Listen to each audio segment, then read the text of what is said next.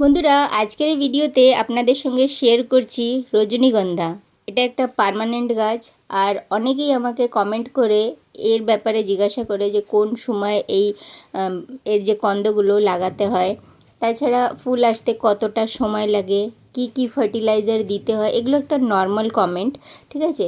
আর কীরকম মাটি দিলে ভালো হয়, তো এইটা একটা কমপ্লিট ভিডিও আমি কন্দ লাগানোর থেকে নিয়ে ফুল আসা অবধি আপনাদের সামনে গুনে গুনে কন্দ বসাবো। আর কটা মানে রজনীগন্ধার স্পাইক্স আসবে সেটাও আপনারা দেখতে পাবেন। মানে যতগুলো ম্যাচিওর কন্দ থাকে যদি আপনার, তাহলেই দেখবেন খুব ভালোভাবে মানে প্রত্যেকটা কন্দতে একটা একটা করে স্পাইক্স আসবে।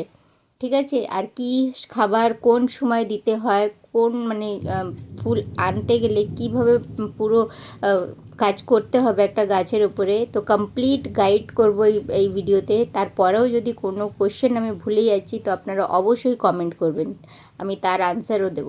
তো চলুন স্টার্ট করা যাক আজকের এই ভিডিওটা। আর ভিডিওটা স্কিপ করবেন না যদি আপনাদের মানে রজনীগন্ধা শুধু গাছ হয়ে আছে আর ফুল মোটেই আসে না, তাহলে এই ভিডিওটা আপনারই জন্য।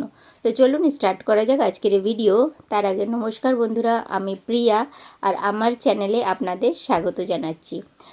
যে রজনীগন্ধার কন্দগুলো থাকে সেগুলো এরকম যদি বড় বড় সাইজের আপনারা পাচ্ছেন তাহলে ভীষণ ভালো। আর যখন আপনারা রজনীগন্ধার কন্দতে পাতা যদি থাকে না, তবুও একটু কেটে ওপর থেকে বাদ দিয়ে দেবেন যাতে আপনার নতুন গ্রোথ হবে। তো দেখে নিন। আর পারলে যদি পুরনো কন্দ আপনার টবে আছে তো সেইগুলোকে আপনারা মানে বার করে নিয়ে তারপরে একটুখানি ওপর থেকে কেটে দেবেন।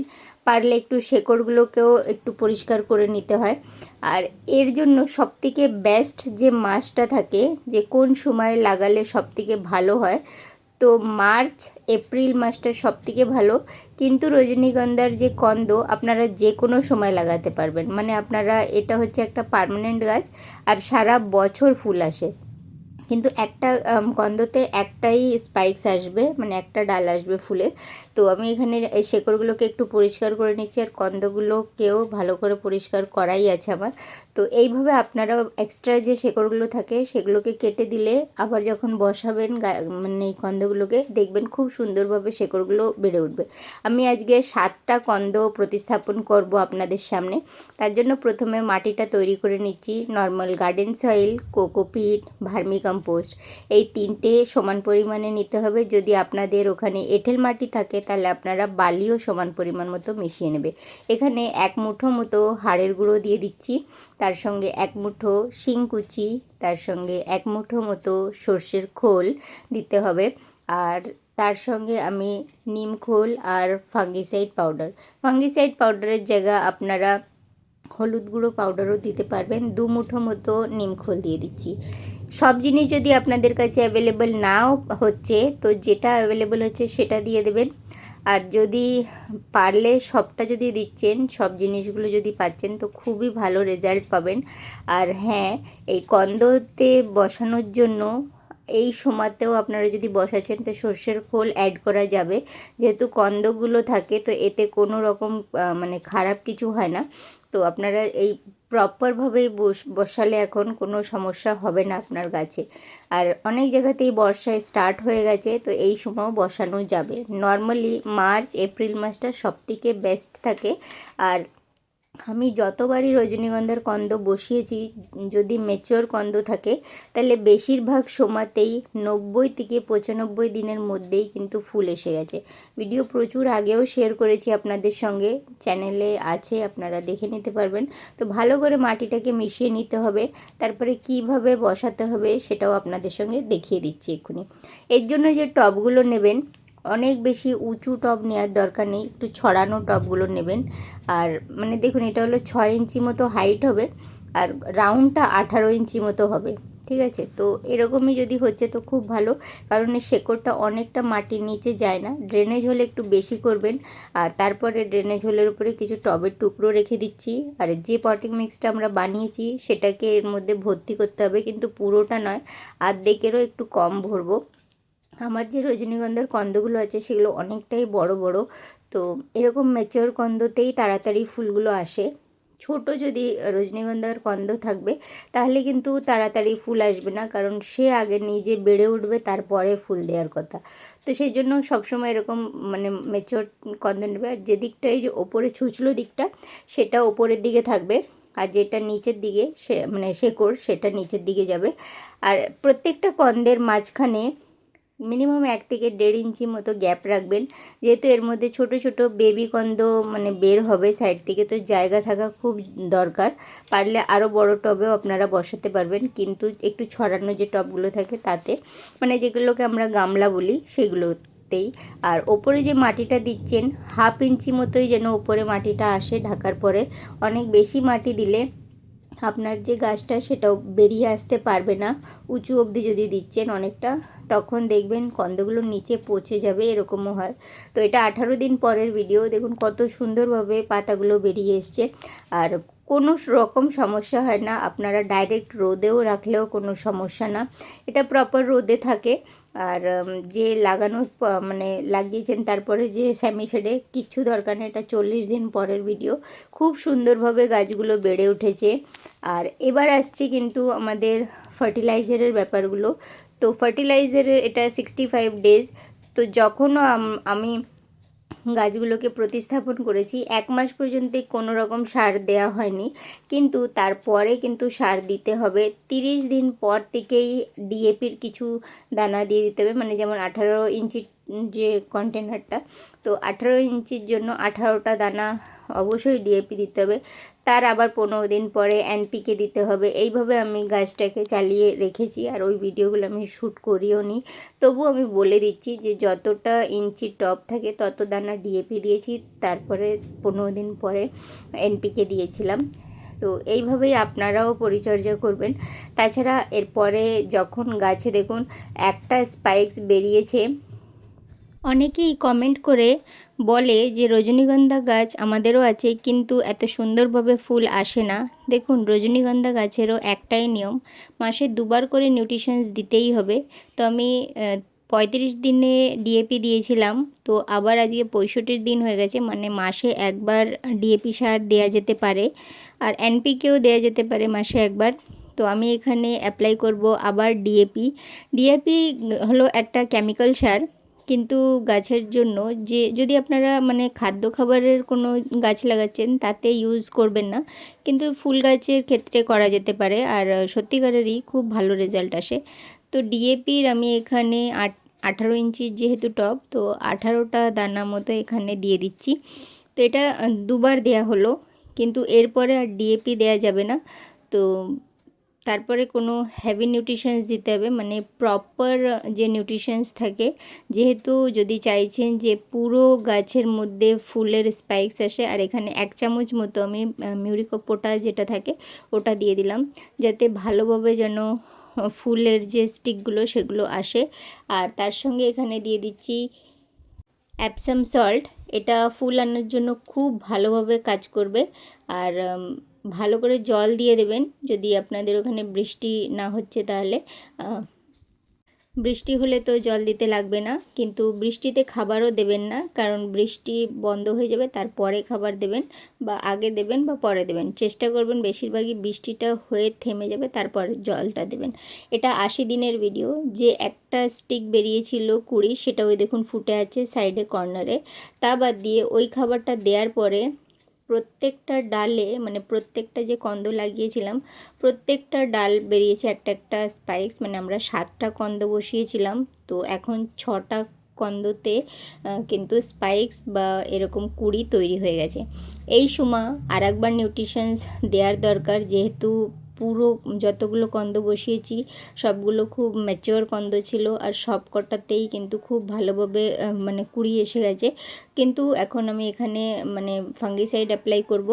গাছে বর্ষাকালে ফাঙ্গিসাইড বা নিম খোল এগুলো জিনিসগুলো খুব খেয়াল রাখার কথা, নাহলে কিন্তু যদি আপনার ড্রেনেজ ঠিক না থাকবে তাহলে এই শেকড়গুলো পচা স্টার্ট হয়ে যায়। তো এখানে আমি 1 লিটার জলে 1/2 চামচ মতো ফাঙ্গিসাইড পাউডার মিশিয়ে নিতে হবে, তারপরে ভালো করে গাছে সব জায়গায় স্প্রে করতে হবে, আর মাটিতেও আপনারা দিতে পারেন।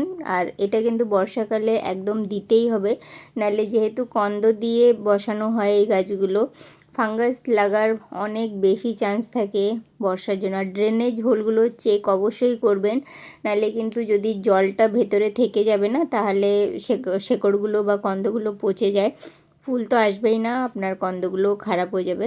তো ড্রেনেজ হোলগুলো চেক করবেন, এগুলো কিন্তু মানে ভীষণ জরুরি জিনিস। তো এগুলো খেয়াল রাখবেন। বর্ষার জল পেলে জলটাকে যদি জমা হচ্ছে ফেলে দেবেন, এগুলো করবেন।